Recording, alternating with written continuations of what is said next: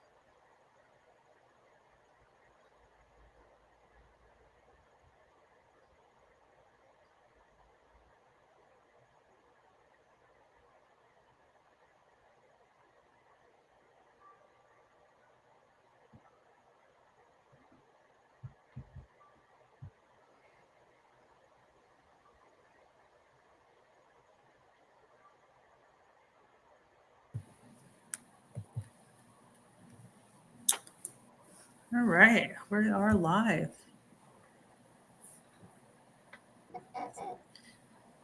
Hi, Sandy.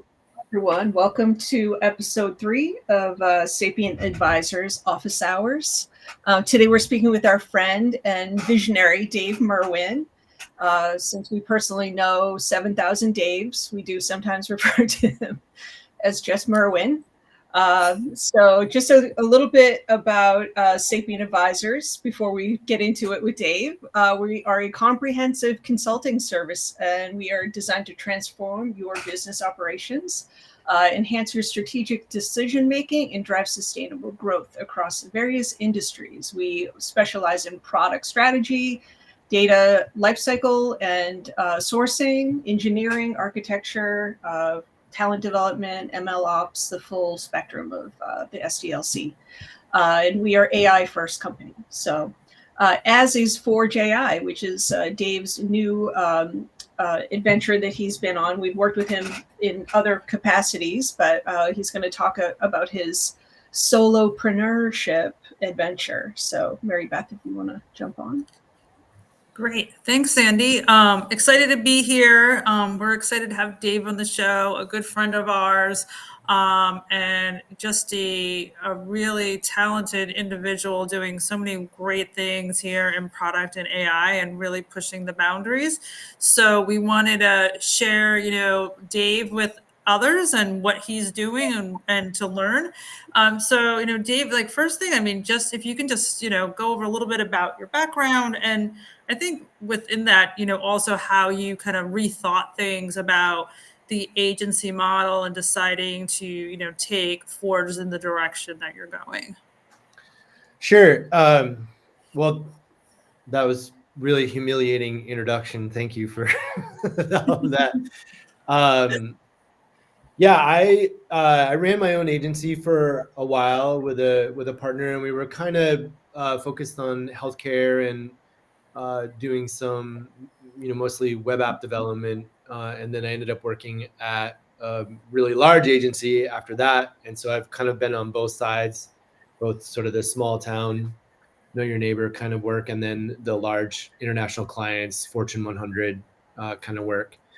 And after getting let go from the big agency, I got really excited about the idea of possibly, starting my own thing again, and having been playing with some of the AI tools and some of the things that I had learned. I realized really quickly that a great deal of what I thought was unique and special about myself was actually not, and had already been captured via the early versions of the AI frontier models. And so that really made me rethink, what do I actually have to contribute? And it really kind of opened up the idea of maybe trying to build an experiment around becoming my own company, if you will. So, company of one. Paul Jarvis is a great author. Wrote a book called Company of One, and so thinking through like what does it mean to be on my own and as a company. So instead of thinking myself as a consultant, thinking of myself as a well-equipped company that is backed by AI. And then I guess just one thing is, how do you get people to see that you are a company and not just a solopreneur? Yeah, I don't know yet. So Okay. part of it is, I think the level of complexity that you can take on and manage will change what that looks like. In some ways, it is semantic.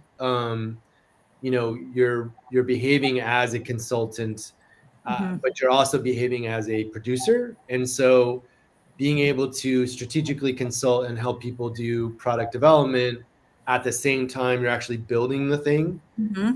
is starts to change the paradigm of what's possible. And so it opens up the model of maybe it's not just about asking someone to take their watch, tell you what time it is, and hand it back to you, right? That there's this conversation that ends up happening, and then you go do the work. Mhm. And that has led itself to forcing both the client and myself to think differently about A, what we can produce, and B, how we behave together, if that makes sense. Yeah, that kind of rings to like when we had our conversation, like you talked about like DJing your client work and the various things you could do and multiple AI projects. I mean, maybe like dig into that a little bit more of like what this gets you to, let's say 10x yourself. Yeah, I'm trying to figure out if is it 10x or 2x at the moment, but I've done a lot of experimenting with workflow and production. And so even right now, I've got an AI that's running in the background. It's just off my computer, off this screen, that's doing a bunch of development for a feature as we speak. So part of what I'm learning is that the product process is a really solid process. So you have your discovery, you're looking for and identifying and documenting what the problem is, and then you're running experiments to come up with the right solution, and then you go build that solution based on the feedback and validation. So that all works really well. And so what I'm finding is that that system is driving the production as well. So an engagement typically looks like maybe a Google design sprint or some sort of discovery exercise where we're working together to identify what the actual problem is and working really, really hard to not get married to the solution yet. And so the idea of documenting that problem well, getting consensus on the problem, making sure the stakeholders, everyone has signed off and agrees, yes, this is the problem we're going to go solve. That's just product management. It's not, that's not anything unique. What starts to 10x is that the time between experiments, the amount of experiments that you can run at the same time, and how sophisticated those experiments become, uh, both goes up in the level of sophistication and is shortened by the amount of time it takes you to actually deploy and play with those experiments.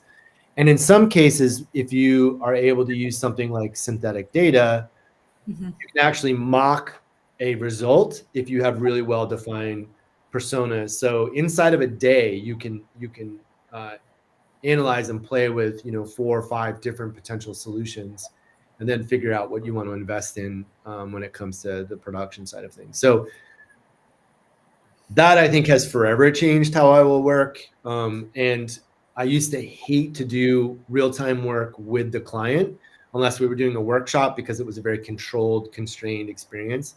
But Mhm. now I can write code and play with the ideas with the client in the same room, like looking at the screen together. And that's actually become more exciting. It used to be sort of that, every time you write and other people are watching you write, you totally mess it up. That's not happening now. So we can experiment together and be on the same page, and the client can kind of see what we're working on. And that would increase your velocity too, to make progress, to get information, to validate it, and push on through. Yeah, and that's sort of why I'm pushing, not pushing back, but I'm not ready to commit to the 10x idea. I've tried doing 4x, right, where I'm running 4 different projects at the same time and just DJing back and forth across them. That's too much. My brain ends up getting fried. So I have been able to do, at a pretty consistent basis, 2 different projects at the same time, because there's a lag between when you issue what you want to have done and then get it all organized. Then it starts to do the processing. You can move on to another one and do that. But that context switching is difficult, and I'm trying to figure out a way to manage that in a more efficient way. Yeah, Dave, I just wanted to jump in on the design sprints, and we've had this as well, where we found, Miro being able to produce prototypes immediately is really kind of a game changer and has changed how quickly we do them. What are some of the tools and practices that you are now using, having done traditional design sprints versus an AI-enabled one? So this happened the first time I did this. It was so much fun. So typically in the design sprint on Thursday, you're working with a team member who's going to go off and build a Figma prototype of the solution that you came to. And it can be a deck, it can be a prototype, whatever. But you're pretty limited because you have this, non-persistent data, non-really interactive thing that you then model for users in your evaluation. So you take this prototype, you put it in front of the users, they go back and forth, you collect your feedback, whatever.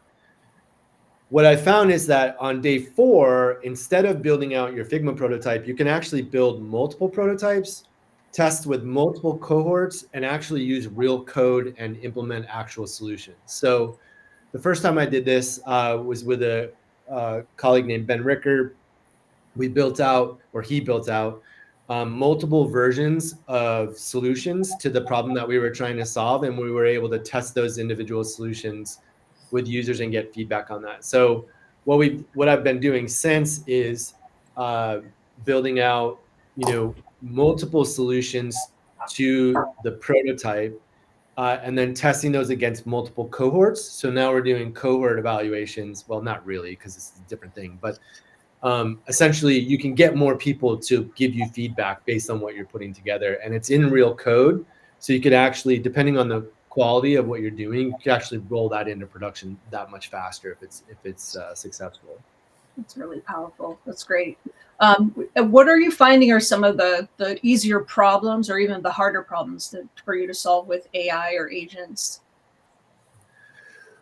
So there's this idea of, as product people, we want to get feedback, as much feedback as we possibly can, as fast as we can. And, there's that statement, nothing about me without me. And one of the challenges that we have is that by the time you're able to spin up an instance, get the thing out in front of people and get it tested, it can be a significant amount of work. So one of the things on the speeding up side of things is we've been able to do things like build panels of experts. So you can integrate an agent or a GPT instance that is the collection of personas. And so you're framing this experience to behave based on that collection of that cohort, if you will. And they can look at what you're doing and give you feedback. And there's different ways to integrate it. You can do it, if you're writing copy for whatever project, you can have the panel of experts read that copy and give you feedback. When you're working in code, you can use that as one of your steps for your agents to go through. They deploy this new feature to your local system, and then this panel of experts can evaluate it and say, does this do what you needed it to do? Does it meet their needs, et cetera? So that's a really interesting way. Now, it's synthetic data. You can't, it's not the end all be all, but it's a really significant step towards automating some things and getting feedback quickly. And I've used that quite a bit to change directions based on, what we're putting together and avoid relatively embarrassing mistakes. On the more complex side of it, the tools that you can now put together are insane, what you can accomplish by using agentic coordination of multiple agents inside something like Claude Code. And it doesn't have to work for just code. It can also work for content creation and marketing strategy and product strategy, but you have a orchestration agent that manages all these individual pieces that are running either sequentially or in parallel, depending on what you're trying to do. That's been a game changer for me in what I can get done and the amount of time it takes me to get it done. Conversely, or not conversely, incidentally, that means that I really need to have my stuff together on the product side. So I need to make sure that I have the right PRDs. I understand what the requirements are. I understand what the problem is, what the business, all of those things together contribute to the documentation that can then be used by these orchestrators to go out and build the different pieces. So something there that you said, those product decisions or product points that you need to go and do that strategic product work, that can't be delegated away. You still have to take care of that yourself. Right. Yeah, it's there's a couple. Some would assert that you can, and that might be true in some regard, but I haven't experienced that yet. So I haven't been in an experience where, leading the product process, leading the process by which you discover the problem and evaluate potential solutions. It's definitely sped up with AI and that AI as collaborator, but keeping human in the loop is really crucial for developing the actual solution. So I haven't been able to replicate myself doing that yet. Maybe it's because I haven't asked the right question or I don't know quite how to do it yet. But I do enjoy the fact that I still have to be involved in my experience and my bias in that domain is helping to drive what we end up coming up with. Okay. And then when you say like you've done with the agents and the synthetic data, have you seen like when you then take that to a real customer, a real client for review, is it stays in alignment? Is there a lot of variation there, or does it help strengthen that prototype that you go to share? Like how are you finding that? That's a really good question. I'm finding that because I'm establishing some rules and some guidelines to begin with, that it pretty much stays in alignment. And so I can use the panel of experts to evaluate what we're doing, tweak that stuff, and then take it to the client for review. And then obviously we would launch and do further testing, et cetera. So I find that it does persist alignment across the work. It also has been really great for calling me on my own assumptions and bias. Mm-hmm. So if I, as a person who's been doing this for a while, I've got my tool belt of things I like to use, and I often have missed things. And this kind of approach of using synthetic data to remove bias has been really helpful. So yeah, I'm not sure if that answers your question, but I've found it to keep me in check and make sure the work that I'm doing is pretty good, but then also helps me move the project forward faster. Cool. We could stick on tools for a minute because I know you've been pioneering, and we've had many conversations where we'll actually kind of open the kimono and kind of share. What are the tools that you're favoring? And you should definitely share your approach to vetting these tools. I think that would help a lot of people who are really struggling with seeing how many new tools come out and they're struggling to keep up. Yeah, it's exhausting. So the first thing I would say is don't bother. It's so challenging to keep up with all of the different nuance. There's at least a half dozen really good Gen AI for code, Gen AI for product tools right now, they do sort of fall apart when you try to scale or go to production. And part of that is the tool itself and the what it's able to do, but it's also part of that is the people not knowing how to build products that need to be able to scale and that are secure and all that stuff. So I personally recommend uh, building your own test suite and then going out and testing these tools as you gain experience and learn. So, for instance, I have a single PRD, product PRD, that I use when I go to test a new tool. And if I can get satisfactory results from that PRD that I submit to the tool, then I will decide whether or not I want to include that in my workflow.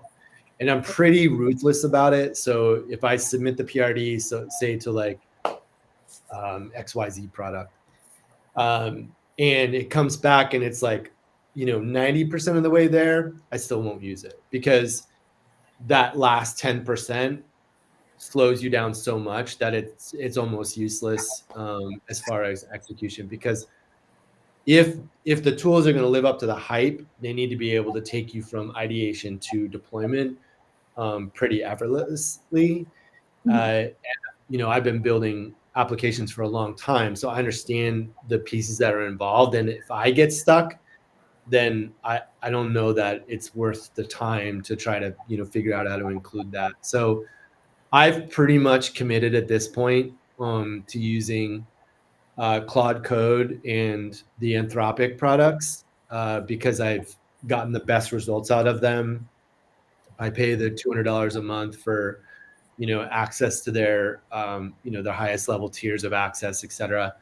And doing that, committing to that, both financially and from a process standpoint, has helped me understand and discover the nuance of what is available to me, and sort of building a workflow that will sustain and support the products that I'm trying to build. So I would encourage you, when there's 1,000 things coming at you, it feels like there's the temptation to experiment with all of these things, but the problem is most of them won't get you all the way yet. And so committing to a thing that you're finding works is probably more useful than trying to chase whatever new and flashy thing is out there. Yeah. I think that's been our experience too, Mary Beth, of just certain tools, you can only get so far with them. I would say a couple exceptions. I love Gamma, as you know, it's been great of generating PowerPoints and some images. And obviously Canva, I think, is a leader right now. I think we had a question come in. I don't know, Mary Beth, if you wanted to. Sure. I think one thing before we go to the question, I think the one thing that Dave, you're hitting on with these tools is the problem first, but also the ability, because of these agents and AI, you'll be able to build your own personal customized software, like personalization of the software, which is a trend that folks have been talking about. And I know I sit on these like WhatsApp groups and stuff, and everyone's talking about the tools, and it's like a free for all. But you're kind of saying, no, don't do that. Stay here, and you can personalize it to your business, whether you're a product person, whether you're a marketer or sales, whatever your company is that you're doing. Yeah. Mhm. Yeah. So that's a great point. So I'm building at this point my own communication tools, my own project tracking tools, my own business operations tools. And they're all really specifically tailored to what I'm trying to do as a solopreneur. So, back to your question about company of one, the idea is to get to a place where I'm delivering the level of service that an agency would deliver because I've been able to build my own tools that augment the work that I do. And these tools that I'm using, specifically Claude Code and then Cursor, allow me to build these applications, launch new features, tweak things based on feedback in a really condensed amount of time. And they're completely custom tailored to myself. And the infrastructure is so incredibly cheap. So being able to spin up an instance and put it on a server somewhere so that I can interact with it, costs me anywhere from $8 to $20 a month, as opposed to potentially paying hundreds of dollars a month for a new service that does only XYZ and only solves 80% of the problems that I'm trying to solve. So yeah, having the toolkit is really important for being able to solve these problems. There's other great tools, like if you're not a developer, N8N is fantastic. It's a really, really great tool for building automation workflows and processing data. And they've got a really sophisticated and deep ecosystem that allows you to do some really, really, really interesting automations and problem solving. Yeah, that I think is a great point to share with people so that they know that, you could go and eventually customize this to yourself. And then there's features you're not going to even use, and then there's things they're not going to have. And you can Yeah. basically have what you need. I firmly believe that's going to be a big trend. But I'm going to go to the question that we have. And the question from the audience is, what do you think of the capable orchestrators of AI agents?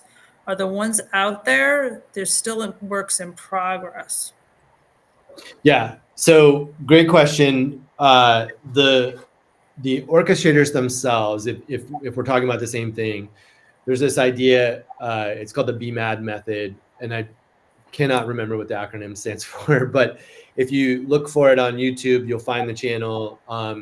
The orchestrator in there is these are just files, right? So they're markdown files that have a description of what the service is supposed to do.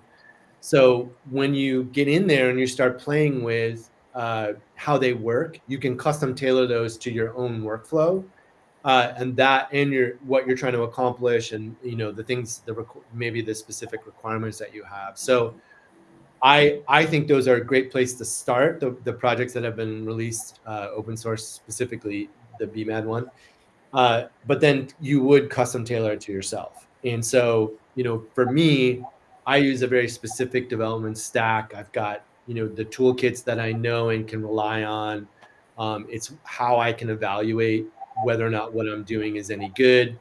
And so I've custom tailored the orchestrator to that so that I can rely on when it's doing its deal and it's moving stuff back and forth and moving the product forward, that I'm getting a predictable results that I desire. So I'm less excited about sort of just jumping in and using an orchestrator that I don't know much about. For instance, well, name your favorite library. If I don't know it well, I'm that makes me nervous just from an ops person. Like, I would not want to release that kind of thing into production because I don't actually know what the security risks are. I don't know where I'm going to get stuck with a bandwidth thing that I didn't know anything about. So yeah, I custom tailor it to myself, regardless of where it starts from. But the BMAD project, it's both on GitHub and the videos are on YouTube, is a great place to start. And then you just take it from there. Very cool. You know what we'll do is we'll follow up with you, Dave, after this to get the links to that, and we can send them out to folks because I'm sure they'll be interested to learn more. Sure. Yeah, great idea. So Dave, how are you balancing out all of your client delivery with your personal learning and experimentation? I think, you stick out for me as somebody who's probably done the most research into the tools that are constantly going by us, right? So how are you balancing that right now? So I've had to come up with some really hard rules for myself. I did go through a phase where I was like, I gotta learn everything I possibly can, get this all, like, I need to get my head wrapped around it as fast as I possibly can. And I was getting migraines, I was losing sleep, like it was not healthy. And so I ended up coming up with some sort of ground rules for how I'm gonna operate, and then being happy with that.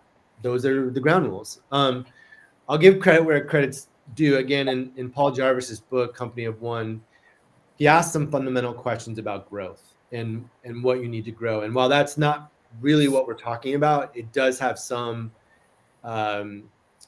impact on my own thinking. So I have to be comfortable with the fact that I'm not going to know everything, and that I am going to miss out on some incredible innovation. And the hope is eventually I'll hear about it. So I've developed these rules for life for myself. Like, I don't work past 6 o'clock. I found that when I do start to work past 6 o'clock, that's when it starts to affect my vision. I also, we know from research that you need time to process.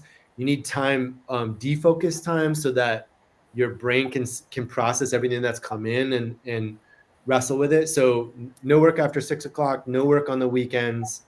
I scale the amount of work that I will bill for per week based on a revenue goal, and then I leave time for operations and being able to take care of the business, if you will, outside of that. And I make commitments to specific tools until it absolutely won't do the job. That way, I'm learning the best that I can about that tool, and I've really have deep dives, and so I can really understand what's going on. Um, so yeah, I don't know if that answers your question, but there's something really wonderful about closing the laptop at 6 and going off and doing something else. I've literally woken up the next morning with like, ding, like that's how I have to do it, right? And so I had one morning, I had this whole system come to me, right? As soon as I woke up, and I was so excited to get back to work. I don't know that I would have gotten there if I didn't allow some downtime or down space. Yeah. The other thing is I've made a commitment to 3 nights a week. I don't consume any media. So I just read books, spend time in the shop, go for a walk with my wife. But I found that to be really important too, because otherwise I love to scroll. I love looking at new articles, new ideas, new what have you. And I think that's just a trap. Like, I think it's just a great way to get sucked into your brain rotting. So yeah, we go old school 3 nights a week, which has been really helpful. That's amazing. I love that. And we will get into, I think, some health and wellness questions, but I did want to just check, what would your suggestion be? Because I think we're in a different place, but like the guy who's sitting in the full-time job right now and he's watching everything go by, AI is like every second there's a new, what are your recommendations for that guy? Like, he's definitely working till 6. Is he, Yeah. how, or gal, how are we, what's their best way to kind of stay on top of things without all the burnout and craziness that you just mentioned? Yeah, I first of all, I totally empathize, especially when the news cycle is, everyone's going to lose their job. My recommendation for that individual is to identify a problem that they personally are struggling with in their own workflow, their own job, and trying to figure out how to solve that problem with AI. There's some really great articles on how to minimize the scope of what you're trying to investigate, and then using that minimization to identify tools that will solve that specific problem, and then documenting the hell out of what you're learning along the way, and then ignoring everything else. So just focus on that one problem, figure out, over the course of a month, how you're going to solve that problem, run some experiments on different potential solutions, identify the one that works best, and then roll that into your workflow. And then the next month you identify another problem. And so you slowly start to work across the different things that cause issues in your work, and creating AI powered solutions for them. That is way more productive than an hour. I did try like an hour a day. I'm just going to read the news, and I'm just going to try to, there's some great services that try to sum everything up on a daily basis. But by like the third or fourth week, I couldn't even remember I had no idea what was happening anymore. It was just noise. And so for me personally, committing to specific things and learning and diving deep on those has been way more profitable. Yeah, I like that. I like that you're tying it back to something practical, right? It could be a real work problem. It could be a real life problem. I actually met somebody who was trying to transition into a new career. She's like, I'm an English teacher. How can I go teach language? I'm like, ask ChatGPT. She had never even thought about it. It was like, run your resume through there and ask, put a prompt in asking how you could get there. So it's been really interesting. to see how the it's impacting life as well. So when you do have that question of burnout come up, like how do you know when you're kind of veering into the unhealthy territory, and like what sort of resets you? Well, for me, it's my sleep is the first indicator. If I'm Okay. not sleeping well, I'm getting close. And then so I need to figure out why that's happening. Like, is it an anxiety thing? Is it, an unsolved problem? And am I becoming obsessed with something? And then addressing it is getting away. Like the only way I have found with being able to deal with that is putting a hard stop in. There's no half measure. You stop and you go do something else. Yeah. So for me, it's that 6 o'clock hard time. It's a commitment to be, I know this sounds cliche, but it's a commitment to being in the gym. It's a commitment to being outside. It's a commitment to not doing the thing that is causing you to obsess. That's the only way I've been able to figure out how to get away from it and to stay out of burnout. I'm really excited about all of this, and I'm really excited about the opportunity that this provides. So I want to be here around long enough to see it actually work. The tools we're using right now are the worst that they'll ever be. Right. And so if you keep that in mind, then the idea is like, we want to stay around and stay engaged and excited and active because that's a really important component. And so doing everything you can to step back and step away on a regular basis is super important, I think. I Yeah, agree. I I agree. remember we spoke. You talked about stepping away to free your mind and all that.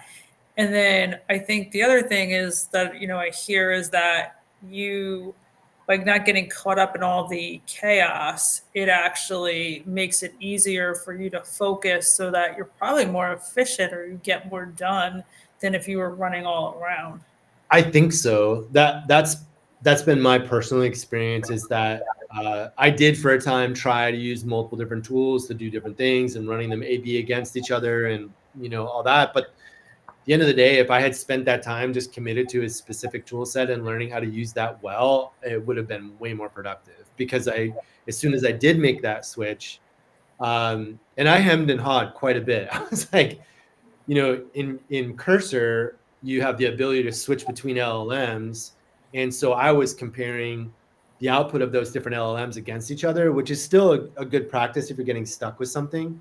But by committing to Claude Code and really getting into and figuring out how to make that work, I believe I've become a lot more efficient.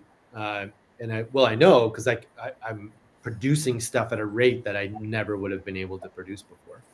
Yeah. Wow. That's it. It's exciting. Yeah, I think it just kind of opens up the doors. And I mean, we were just saying, I think I remember saying to you, like, I don't pay attention as much as I used to either. And I just kind of go onto Chat GPT or Gemini or one of them. And I go, what tools do I need to use for this issue or problem, or how could I do it? I don't have to go do my research or ask somebody. I just go right there and there it is. There's Yeah. the answer. I don't know this to be true, but I suspect that most of what we struggle with when it comes to this phonetic, chaos is more about us and about FOMO than it is about actually trying to find a solution. Yeah. There's a little bit of like neurotic comfort in like, I'm trying to find the new thing. I'm trying to find the thing that's going to solve the problem, like I'm on a quest. And the reality is like, you're still not solving the problem. Like you're just spinning up. And so taking the time to commit and actually solve the problem, I think is a way more productive approach. And I don't know if about you, but just it kind of goes back to like the clients and doing that like work in the discovery. Like I think we find sometimes clients go, I just want to go and build. It's why do we have to do all this? Like, Yeah. it's like no, that doesn't go away. Like, how do Yeah. you handle that with people? Like, you still needed to do the discovery work. You still need to do the strategy.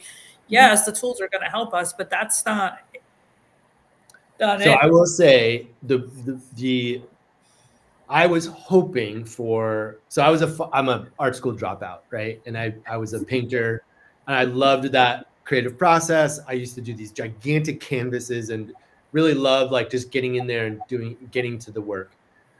And so that's what I was hoping for 2 years ago when we started on this journey, that I was going to be able to engage with this AI and we were going to be able to just go crazy and build stuff. That is not what's happening at all. um, when it comes to building products, we need to have documentation better than it's ever been. We need to be much more concise, much more declarative. We need to really have our stuff together when it comes to PRDs, requirements, use cases. Like all of that stuff has to be way better documented than it used to be. Used to be able to get away with some sort of iffy requirements and sort of squishy stuff. You could negotiate it and kind of figure it out. I don't think that's true anymore. Like if we're going to be able to use AI to like 10x our work, the documentation has to be insanely good. And there's really no excuse for it to not be anymore. It's right. Time it really no is. Issue. Right. Go ahead. But going on that thread, can you explain to the audience, some are not as advanced in this whole thing, of why that documentation and why all that is important up front, even more so now with AI? It's not less, but it's more. Yeah. So there's this idea that context now is more important than your ability to prompt. So the content and the tooling that you give the AI to make its own decisions and act on your behalf is way more important than your ability to communicate to the AI what you want. So if that's true, and hopefully I defined that right, someone call me out if I didn't, but what you want is to provide the AI an evaluative structure by which it can take your request, do the work, and then evaluate for itself, did I get this right? Because otherwise you're constantly married in a way that is prohibitive or not prohibitive, but not as productive, right? So for example, if you have a half-assed PRD that you send to the AI and are like, hey, I want this, the AI will diligently do the work and produce something for you. But what you get back is something you're going to have to keep iterating on in order to get it to be to fill the gap of what you didn't communicate to it. So if you take the time to do a well-defined, what's your acceptance criteria? What is the problem you're trying to solve? Do the work to create a really solid piece of documentation. The AI can use that as the evaluative structure in order to present you with something that is more in line with what you're hoping to accomplish. Yeah. So really it's about, it's like having a great contract, right? If you have a great contract with a vendor, or with a client, that really helps solve a lot of the communication problems before they get gnarly. If you have a terrible contract, then there's all kinds of wiggle room and you don't know where you're going to end up eventually. And when stuff starts to go sideways, you don't have a structure by which to evaluate it going sideways. And I know we're talking about, like, in this instance, we're talking about digital products, but I think it's also true of things like content. And if you're doing anything in any world that has compliance, you got to remember that these compliance structures, HIPAA compliance or PCI or what have you, these structures are very complex and deep. And so if you're not providing a way for the AI to understand that that's an evaluation that it needs to pass, you could potentially introduce security issues or ways that you will not be in compliance or things that you didn't even think about. Yeah. Because you're not taking the time to do a really detailed and quality job. Yeah. If that makes sense. Yeah. It's. I'm glad you explained that, because we have found, especially, and I think it's great. I always say this, that the non-technical founders now can create these companies that they couldn't before and all that. But sometimes when we engage, it's like, well, why do we have to do all that? We shouldn't have to do all that. It's like, we have AI. It's like, no, it doesn't take all that away. We still need to do it. Or we were even talking to someone recently. They have a client who wants to do AI, a large company. They're like, we don't want to go through all this. We just make a plan. It's like, oh my gosh, still, those basics don't change. And it's very interesting to try to educate people about it, that it's even more important. And there's something missing there for folks. Yeah. I wish it wasn't true. Like I hate the documentation, Oh, but me too. but I do love the ability to create a set of requirements that the AI has to operate around. That's been Yeah. really, really, really helpful. I'm going to say this one maybe wasn't an AI problem. We've always had an issue with getting the solid documentation. It just as a longtime program manager, Yeah. we'll put that out there. That's Yes. Yeah. Yes. I would also add to this. I mean, just the UX would be a lot tighter, and the QA team, I think, would appreciate having this tight documentation, be able Yeah. to generate use cases and have some really very tight UX requirements as well. Yeah, So, if you go back to the BMAD method and the idea of the orchestrator, you can actually build, your agents that are going to work on this for you. One of them or a couple of them, even like I've got multiples that are doing multiple testing. You have an agent that writes the code, and then you have multiple agents that use your documentation to evaluate whether or not the coding agent did a good job. And nice. so inside those agents, you have your own team. Mm-hmm. This kind of goes back to that company question.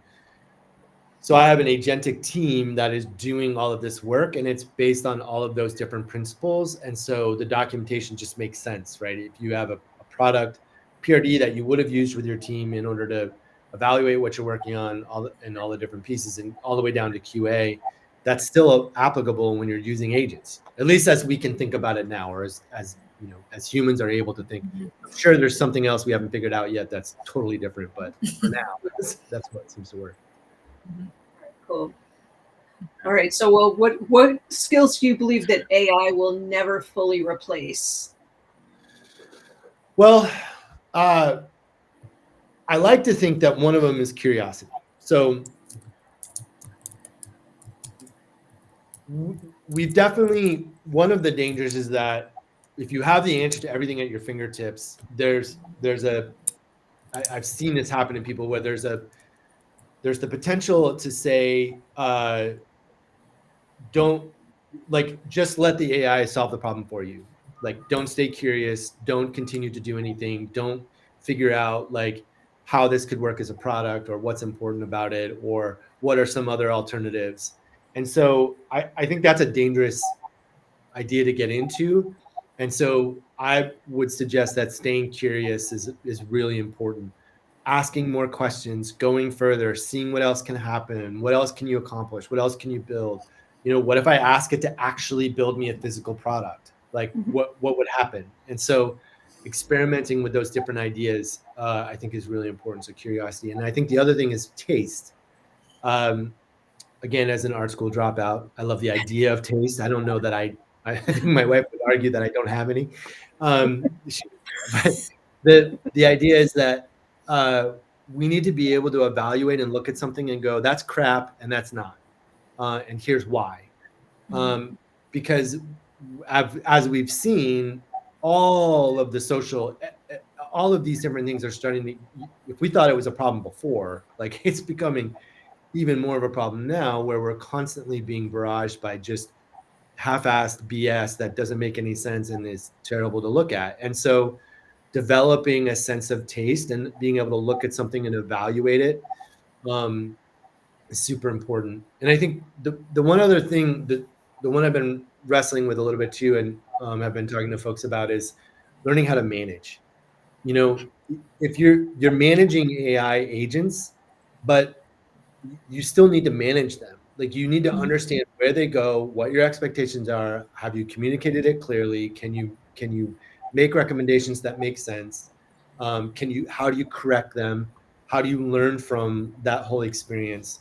So I would say curiosity, developing your taste, and learning how to manage are three really, really, really important skills, at least for the next 5 years.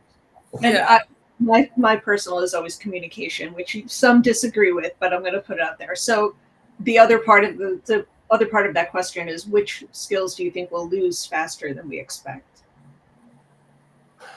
I think unique. I think what we thought about unique. That's a great question.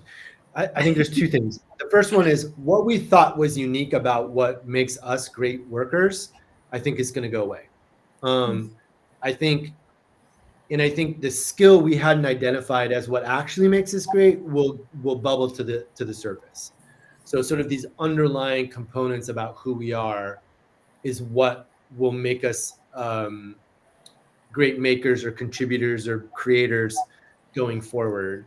I know at least I've I've had the experience where I was like, oh, that's way better than what I would have come up with. So, being so precious about the thing that we think makes us great, I think it's going to go away. And I think the other thing I think is going to go away is our understanding of how things are supposed to work. So, for instance, as a developer, I spent my entire career investing in a specific platform, and that was great. I was able to build my career around it. It took me very far. But as I move into this new season, I'm finding that that's important only as an evaluative structure, not as a actual contributor anymore. And so I'm beginning to wonder if I need to think differently about, like, it's not that I'm a developer, it's that I'm a just creator, period, right? Or a maker, period. And that the methodology by which I do the making is not as important anymore.